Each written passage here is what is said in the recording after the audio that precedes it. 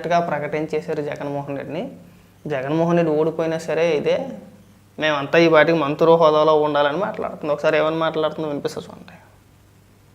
మనం ఎట్లా ఆ రోజు బ్రిటిష్ విధానాలు ఎలా ఉన్నాయో దేశంలో ఈ రోజు ఆంధ్రప్రదేశ్లో అవే బ్రిటిష్ విధానాలన్నీ కూడా అమలు చేస్తూ ఉన్నారు. ఇష్టం వచ్చినట్టు నిరంకుశ విధానాలన్నీ అమలవుతా ఉన్నాయి. ఈ టైంలో మొన్న జరిగినటువంటి ఎలక్షన్లో మన జగన్ గారు ఓడిపోలేదు, గెలిచారు. నిజానికి 104 సీట్లతో ఆ రోజు జగన్మోహన్ రెడ్డి గారు గెలిస్తే కానీ 11 సీట్లతో మనం ఓడిపోయినట్టు డిక్లరేషన్ ఇచ్చారు. అలా ఎలా చెప్తారు? నీ పిచ్చి కాకపోతే అలా ఎలా చెప్తారని నాకు అర్థం కావట్లేదు. అసలు మైండ్ పని చేసి మాట్లాడుతున్నారా, మైండ్ పని చేయకుండా మాట్లాడుతున్నారా, ఏం మాట్లాడుతున్నారు మీరు? అసలు ఎందుకు మాట్లాడుతున్నావు? క్లారిటీ అని ఉందా? ఎందుకంటే పిచ్చోళ్ళు చేస్తారు అందరినీ కూడా. మీ దగ్గర ఆధారాలు ఉండవు, సరైన ఆధారాలు ఉండవు. 104 సీట్లతో గెలిస్తే 11 సీట్లుగా ఓడిపోయారని చెప్పేసి డిక్లేర్ చేశారు. అలా ఎలా చేసేస్తారండి? అంత పెద్ద వ్యవస్థ. మరీ పిచ్చోళ్ళలా మాట్లాడుతున్నారు, మరి గొర్రెలా మాట్లాడమాకండి. అంటే వింటారులే, జనం వింటారులే. ఇంకా ఎంతో కొంతమంది అమాయకులు ఉంటారు, ఏమీ తెలియని అమాయక ప్రజలు ఉంటారు.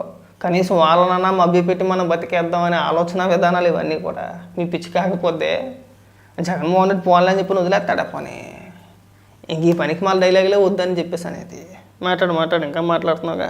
అంటే రేపు మన బాధ్యత ఏంటనేది కొంచెం ఆలోచించాల్సిన అవసరం ఉంది. ఎందుకు మహిళా సైన్యం అన్నానంటే ప్లీజ్ రేపు ఎలక్షన్స్ ని మనం ఎట్లా ఎదుర్కోవాలి, ఇది మెయిన్. ఇవన్నీ పథకాలు నిజంగానే దేశంలోనే జగన్మోహన్ రెడ్డి గారు అమలు చేసినటువంటి ముఖ్యంగా స్త్రీల కోసం, మహిళా ఎంపవర్మెంట్ కోసం ఆయన చేసిన విధానాలు నాకు తెలిసి ఎవరు చేయలేదు. అన్నీ తీసుకొచ్చి మహిళలకు ఒక అండగా నిలబడి ఆయనే ఒక అన్న అయ్యారు, ఆయన ఒక తండ్రి అయ్యారు, ఆయన ఒక తమ్ముడు అయ్యారు, ఆ ఇంటి పెద్ద అయ్యారు, కుటుంబంలో ఒక సంరక్షకుడు అయ్యారు. మా బుక్కుల మీద బొమ్మ వేసాడు, మా ఆస్తుల మీద బొమ్మ వేసాడు. అందుకేనా పాస్బుక్ల మీద బొమ్మ వేసాడు, బర్త్ సర్టిఫికేట్ల మీద బొమ్మ వేసాడు, డెత్ సర్టిఫికేట్ల మీద బొమ్మ వేసాడు, ఎక్కడ బిల్లింగ్ కనబడితే అక్కడ రంగులు వేసాడు. చివరాఖరికి మా దేవుడు మూలనే చక్కగా మా నమ్మకం నువ్వే జగన్ అని చెప్పేసి ఒక స్టిక్కర్ని అంటించేసారు. అందుకేనా ఈ సోత వద్దండి. ఆ భజన చేసి ఆ 11 స్థానాలుగా పడిపోయారు. అన్న అయ్యాడు, తమ్ముడు అయ్యాడు, తండ్రి అయ్యాడు, పెద్ద అయ్యాడు. మా ఆస్తుల మీద బొమ్మలు వేసేసాడు, మా పొలాల సరిహద్దులు గుట్ల రాళ్ళపైన బొమ్మలు వేసేసాడు, మా ఆస్తులు దుబ్బెత్తడానికి ప్రయత్నాలు చేసాడు, అన్ని ప్రయత్నాలు చేసాడు. చెయ్యని ప్రయత్నం అంటూ ఏమీ లేదు. పైగా మహిళలందరికీ కూడా ఎంతో మేలు చేసేసాడట. ఎంతో మేలు ఏం చేసేసాడో మీరే వివరంగా చెప్పే ప్రయత్నం చేయాలి. చేసేసారు అన్న డైలాగ్ కొట్టేయడం కాదు, వివరంగా చెప్పే ప్రయత్నం చేయాలి. ఇగో ఇది చేసేమో అని చెప్పేసి అని ఏం చేశారో వివరించే ప్రయత్నం చెయ్యాలి. నేను చెప్పేస్తాను అన్నీ చేసేసామని చెప్పేసి అట్టా కాదు. జగన్మోహన్ రెడ్డి మహిళల గురించి ఏం చేశాడు, దానికి ఒకదానికి సమాధానం చెప్పండి. ఆ దిశా చట్టం తీసుకొచ్చారు, ఆ చట్టం ఆమోదమే కాలేదు. చట్టం ఆమోదం కాల, అది అందరికీ తెలిసిందే. అయినా సరే మళ్ళీ అదే ప్రస్తావించి దాని గురించే మాట్లాడతారు. మీరు చెప్పండి, దిశా చట్టానికి సంబంధించి పోనీ దిశా చట్టం పేరుతో ఎంతమందిని అరెస్ట్ చేశారు, ఎంతమందికి మీరు శిక్ష వేశారు? వాళ్ళ పేర్లు ఉంటాయిగా, వాళ్ళ లిస్ట్ ఉంటాయిగా, చెప్పే ప్రయత్నం చేయండి. ఊరికి ఎందుకు పనికి మళ్ళా మీరు చంద్రబాబు నాయుడు గారిని విమర్శించడానికి తప్పితే మీరు దేనికి పనికిరారు.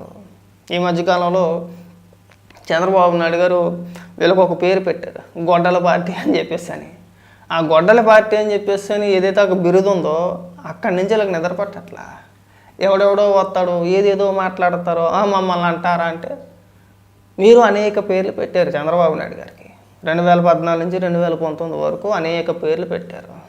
మీరు అధికారంలో ఉన్నప్పుడు అంతకు మించి బూతులు దాడి, దాంతోపాటు తెలుగుదేశం పార్టీకి రకరకాల పేర్లు పెట్టారు. మీరు చాలా పేర్లు పెట్టారా? మరి అలాంటిది మీ పార్టీకి సపరేట్గా ఒక గొడ్డల పార్టీ అని చెప్పేసి అని పేరు పెడితే మీకు ఎందుకంటే అంత నొప్పి? మనం చంద్రబాబు నాయుడు గారి చేతిలో కట్టెట్టచ్చు, చంద్రబాబు నాయుడు గారి హత్య రాజకీయాలని చెప్పేసి మనం విష ప్రచారం చేయొచ్చు, మీ సొంత వాళ్ళని మీరే వేసుకొని చంద్రబాబు నాయుడు గారు చంపేశారని చెప్పేసి అని ప్రచారం చేయొచ్చు, అన్నీ చేయొచ్చు. మేము సింపుల్గా ఒక పేరు పెడితే తప్పు వచ్చేసింది, అంతేనా? మీరు ఆ గొడ్డలి పార్టీ గొడ్డలి అని చెప్పేసి పేరు మీ అంతటి మీరు కైవసం చేసుకున్నారు. ఎందుకు? బాబాయ్ ఇష్యూలో జరిగింది అదే కదా. మీ సొంత చిన్నాన్ననే అంటే జగన్మోహన్ రెడ్డి గారి బాబాయ్ని వాళ్ళ గొడ్డలతోటి వాళ్ళు వేసేసుకున్నారు. చంపింది ఎవరో, చంపించింది ఎవరో? అవినాష్ రెడ్డి, భాస్కర్ రెడ్డి అని చెప్పేసి సిబిఐ తేల్చింది. వాళ్ళిద్దరిని అరెస్ట్ చేశారు. వాళ్ళిద్దరు ఇప్పుడు బెయిల్ మీద ఉన్నారు. కొంతకాలం భాస్కర్ రెడ్డి జైల్లో కూడా ఉన్నట్టున్నాడు. ఆ కేసు ఇప్పుడు సిబిఐ పరిధిలో ఉంది. ఆ విషయాలన్నీ పక్కన పెట్టేస్తారు. చూడండి, వివేకానంద రెడ్డి గారి హత్య గురించి మాట్లాడేటప్పుడు దస్తగిరి గురించి మాట్లాడతారు, కానీ బెయిల్ మీద ఉన్న అవినాష్ రెడ్డి, భాస్కర్ రెడ్డి గురించి మాట్లాడరు. అప్రూవర్గా మారిన దస్తగిరి గురించి మాట్లాడతారు. మరి వీళ్ళ గురించి కూడా మాట్లాడాలి కదండి. దర్యాప్తు సంస్థ తేలింది, ఇగో వీళ్ళు నిందితులు అని చెప్పేసి తేల్చింది. మరి వాళ్ళ గురించి కూడా మాట్లాడాలిగా. మనం వాళ్ళ గురించి మాట్లాడమేమో.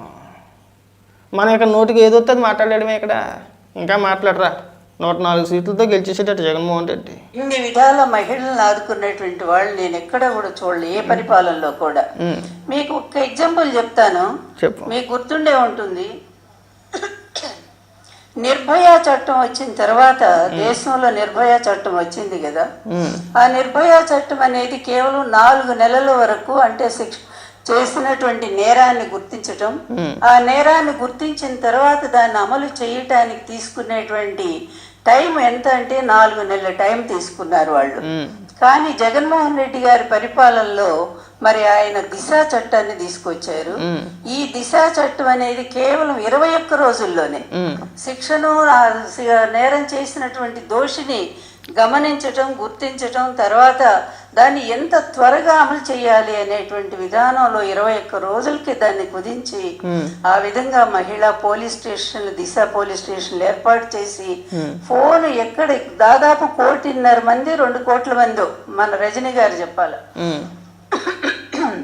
మంది వాళ్ళు యాప్లు డౌన్లోడ్ చేసుకున్నారు ఫోన్లో. ఆ రోజుల్లో అమ్మాయిలకి నిజంగా ఎక్కడ ఏ చిన్న గొంతు ఏదో పోయింది నాకు. అట్టా పోద్ది. అబద్ధాలు మాట్లాడేటప్పుడు అట్టా పోద్ది గొంతు. అట్లా పోతుంది గొంతు మనకి. దిశా చట్టాన్ని మళ్ళీ చెప్తున్నా, దిశా చట్టం అమలు కాలేదు. కేంద్రం ఆమోదింపబడలేదు, కేంద్రం ఆమోదించలేదు. బిల్లు వెనక్కి పంపించేశారు. ఓరే బాబు, నువ్వేదో నీకున్న పిచ్చితోటి ఎట్టా పడితే అట్టా చట్టాలు చేస్తానంటే ప్రభుత్వాలు ఒప్పుకోవో.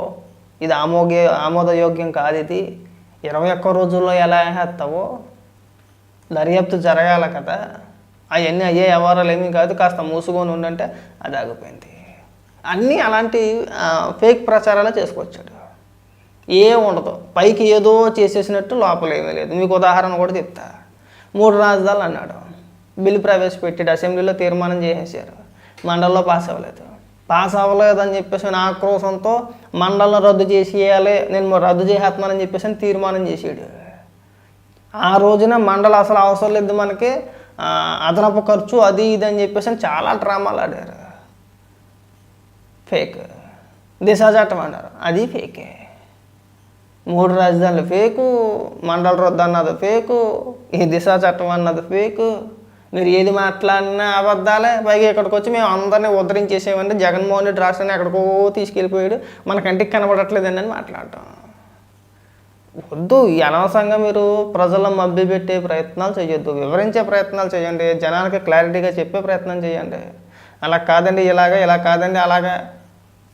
మనం ఎంతసేపు చంద్రబాబు నాయుడు గారు పడి ఆడడమే తప్పితే మనకి ఇంకోటి ఉందా అంటే? అసెంబ్లీకి వెళ్ళడం మానేసరి వాళ్ళకి. నేను లక్ష్మీపార్వతి గురించి ఎక్కువ మాట్లాడదలుచుకోలేదు. మళ్ళీ నన్ను అలాగన్నారు, నన్ను ఇలాగన్నారు, మళ్ళీ అదో రోత కింద ఉంటుంది మనకి. అంటే లాస్ట్లో ఇంకా చాలా మాటలు మాట్లాడిందిలే, అల్లుడని, ఇంకోటని. నేను ఒకటే అడుగుతున్నాను లక్ష్మీపార్వతిని, మీరు చంద్రబాబు నాయుడు గారిని వరుస పెట్టి పిలవాలనుకునే ముందు పిలవండి, తప్పేమీ కాదు, పిలవద్దు అనట్లేదు.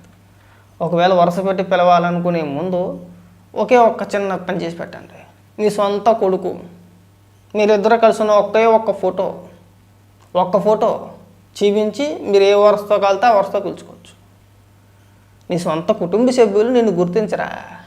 నీ కొడుకు నీ దగ్గరికి రాడే, వస్తాడో రాడో తెలీదు, పిలవడా? కనీసం మీ కుటుంబ సభ్యులతో దిగిన ఒక ఫోటో ఉండదా మన బతుక్కి? మన అందరికీ కూడా